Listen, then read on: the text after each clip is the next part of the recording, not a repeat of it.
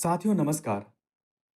आप देख रहे हैं एक विशेष विश्लेषण पश्चिम बंगाल विधानसभा चुनाव 2026 पर एक विस्तृत रिपोर्ट।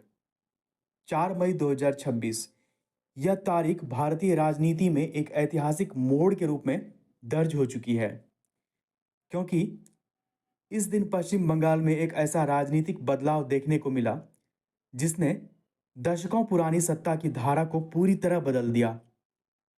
आज की इस वीडियो में हम जानेंगे चुनाव परिणाम, बीजेपी के जीत के कारण, मुख्यमंत्री की दौड़ और इस जीत के राष्ट्रीय प्रभाव। तो चलिए शुरू करते हैं। आज 4 मई 2026 को पश्चिम बंगाल विधानसभा चुनाव की मतगणना शुरू होते ही यह स्पष्ट हो गया कि राज्य की राजनीति में एक युगांतरकारी बदलाव आने वाला है। भारतीय जनता पार्टी ने सत्तारूढ़ अखिल भारतीय तृणमूल कांग्रेस पर जबरदस्त बढ़त बना ली। प्रारंभिक रुझानों में बीजेपी 177 सीटों पर आगे थी, जबकि टीएमसी केवल 107 सीटों पर सिमटती दिखी। यह 148 सीटों की बहुमत सीमा को पार करते हुए बीजेपी की बंगाल में पहली सरकार बनाने का रास्ता साफ करती है। यह परिणाम बंगाल के राजनीतिक इतिहास में मील का पत्थर है। भारतीय जनता पार्टी को अनुमानित सीटें 161 से 177 के बीच मिली, जबकि तृणमूल कांग्रेस को 107 और 126 के बीच में, और यह विपक्ष की भूमिका निभा सकती है। इस चुनाव में मतदान का प्रतिशत रिकॉर्ड 92.93% रहा, जो बंगाल के लोकतांत्रिक इतिहास में एक असाधारण आंकड़ा है। हालांकि फाल्टा सीट पर 21 मई को मतदान निर्धारित किया गया है। जीत के प्रमुख कारणों पर यदि हम चर्चा करें तो पहला जो मेजर कारण बनता है, 15 साल की टीएमसी सरकार से बंगाल की जनता कहीं ना कहीं उब चुकी थी। 15 वर्षों की टीएमसी सरकार के बाद सत्ता विरोधी लहर एक ठोस कारण बन चुकी थी। रोजगार, भ्रष्टाचार, शासन और कानून व्यवस्था को लेकर जनता की नाराजगी बहुत गहरी हो चुकी थी, और यह असंतोष शहरी और ग्रामीण दोनों क्षेत्रों में समान रूप से दिखा। भर्ती घोटाला और भ्रष्टाचार, स्कूल भर्ती घोटाला और केंद्रीय जांच एजेंसी की कार्रवाइयों ने बीजेपी को टीएमसी की साख पर जोरदार हमला करने का मौका दिया। सार्वजनिक भर्ती और संस्थागत विश्वसनीयता पर गंभीर सवाल भी उठे।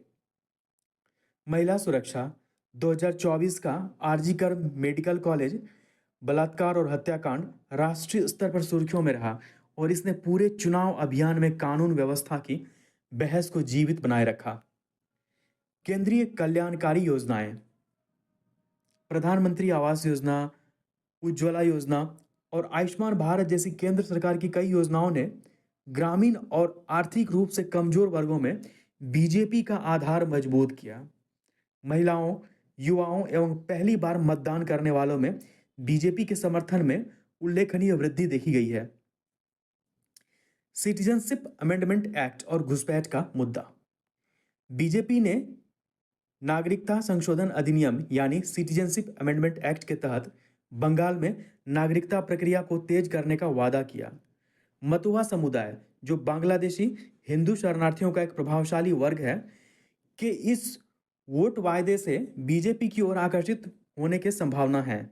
एसआईआर स्पेशल इंटेंसिव रिवीजन विवाद, मतदाता सूची का विशेष पुनर्गहन पुनरीक्षण, जिसे स्पेशल इंटेंसिव रिवीजन भी कहा गया है, ने बंगाल में करीब 90 लाख मतदाताओं को हटाया, जो कुल मतदाताओं का लगभग 12% था।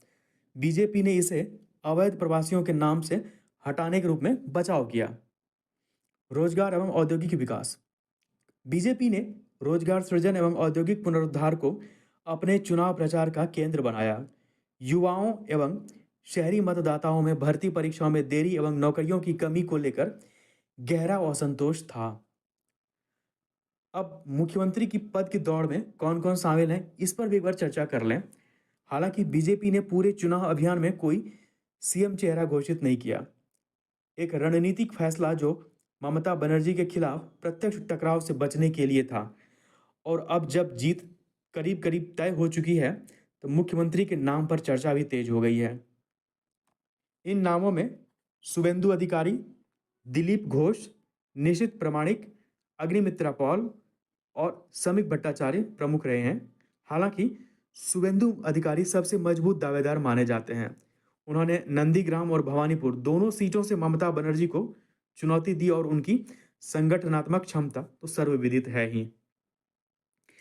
के पश्चिम बंगाल पर जीत के व्यापक राष्ट्रीय प्रभाव भी पड़ेंगे। राष्ट्रीय राजनीति पर इसका असर दिख सकता है।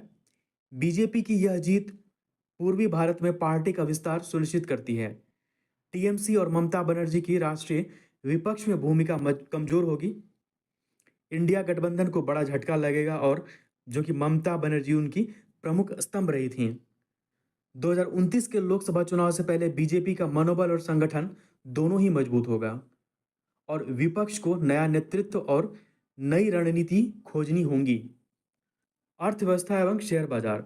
कोटक इंस्टीट्यूशनल इक्विटीज के अनुसार बीजेपी की मजबूत प्रदर्शन की स्थिति में शेयर बाजार में तत्काल तेजी आ सकती है। राजनीतिक स्थिरता निवेशकों के भरोसे को मजबूत करेगी। केंद्र राज्य सहयोग से बंगाल में बड़े औद्योगिक निवेश की संभावना है। बंगाल के पूर्वी क्षेत्र में इंफ्रास्ट्रक्चर परियोजनाओं में तेजी आएंगी और निफ्टी 50 एंड बीएसई सेंसेक्स पर भी अल्पकालिक सकारात्मक असर दिख रहा है। इसके अलावा अगर हम बात करें सिटीजनशिप अमेंडमेंट एक्ट के कार्यान्वयन के बारे में, तो बीजेपी सरकार बंगाल में सिटीजनशिप अमेंडमेंट एक्ट के तहत नागरिकता प्रक्रिया को तेज करेगी। अब मतवा और हिंदू शरणार्थी समुदाय को नागरिकता मिलने की प्रक्रिया में तेजी आ सकती है, जो कि केंद्र की प्रमुख नीतिगत जीत रहेगी। कानून व्यवस्था में सुधार की भी संभावना होगी। टीएमसी शासन में जो राजनीतिक हिंसा, पुलिस पक्षपात और सांप्रदायिक घटनाओं पर नकेल कसने का वादा बीजेपी ने किया, नई सरकार के लिए हावड़ा और हुगली जैसे जिलों में कानून व्यवस्था सुधारना प्राथमिकता रहेगी। टीएमसी और विपक्ष का भविष्य। टीएमसी के लिए यह परिणाम अस्तित्व का संकट है। 15 साल के शासन के बाद यह पराजय पार्टी को पुनर्गठन एवं नए नेतृत्व की ओर धकेलेगी।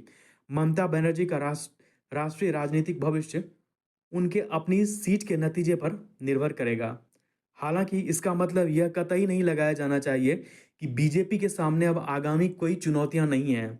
कई चुनौतियां अभी बीजेपी को झेलनी होंगी, जैसे मुख्यमंत्री का चेहरा, बिना सीएम चेहरे के जीती चुनाव, और टीएमसी ने बंगाली पहचान की रक्षा की छवि बनाकर रखी थी। अल्पसंख्यक विश्वास, एसआईआर एवं सीएए से उत्पन्न असुरक्षा को दूर करना, राजनीतिक हिंसा रोकना, खास करके रोजगार के वादे, युवाओं से नौकरी देने के बड़े वायदे पूरे करने होंगे। पश्चिम बंगाल भारत का एकमात्र ऐसा राज्य रहा है जहां लोकतांत्रिक इतिहास में एक दलीय शासन की लंबी परंपरा रही है। 1977 से 2011 तक वाम मोर्चे का शासन करीब 34 साल का रहा। फिर 2011 से टीएमसी का 15 साल का शासन, वह यह निरंतरता अब टूटती दिख रही है।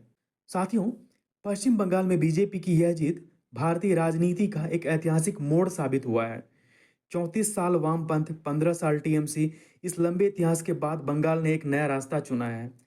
यह जीत केवल एक राज्य का चुनाव नहीं है, यह पूर्वी भारत में बीजेपी के विस्तार, राष्ट्रीय विपक्ष के कमजोर होने एवं 2029 के लोकसभा चुनाव की दिशा तय करने वाला एक निर्णायक मोड़ है।